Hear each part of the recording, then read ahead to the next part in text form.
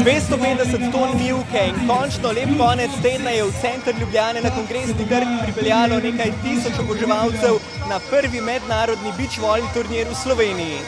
Na vsak način pa je obisk izjemen, torej vsi, ki smo se trudili okrog tega dogodka, smo prav navdušeni in tole videno za nami pravzaprav presega tudi naše najbolj skrite želje. Ena najbolj zaželenih slovenskih športnic Erika Fabjan je finalne tekme spremljala v družbi fanta. Prav zato pravi, da je niso zmedli ne navdušeni oboževalci, ne izklesani soigralci. Ampak mislim, da je tukaj malo diskriminatorno v bistvu nasploh odbojki na mivki. Namreč fantje lahko igrajo v dolgih majicah, ženske pa pač moramo malo več pokazati. In bilo je kaj videti. Še naša novinarka je postala pogumna ob argentinskih odbojkarjih.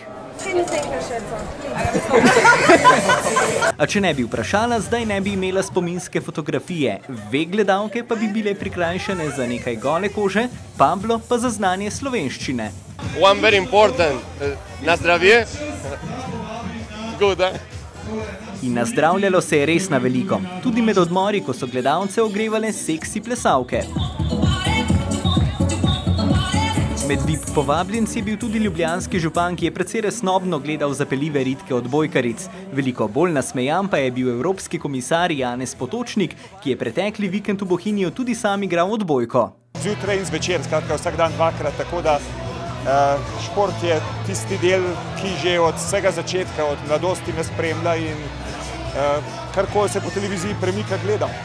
Prek malih zaslonov in v živo pa je bilo navdušeno tudi občinstvo, saj je častna zmaga v moški kategoriji pripadla Sloveniji.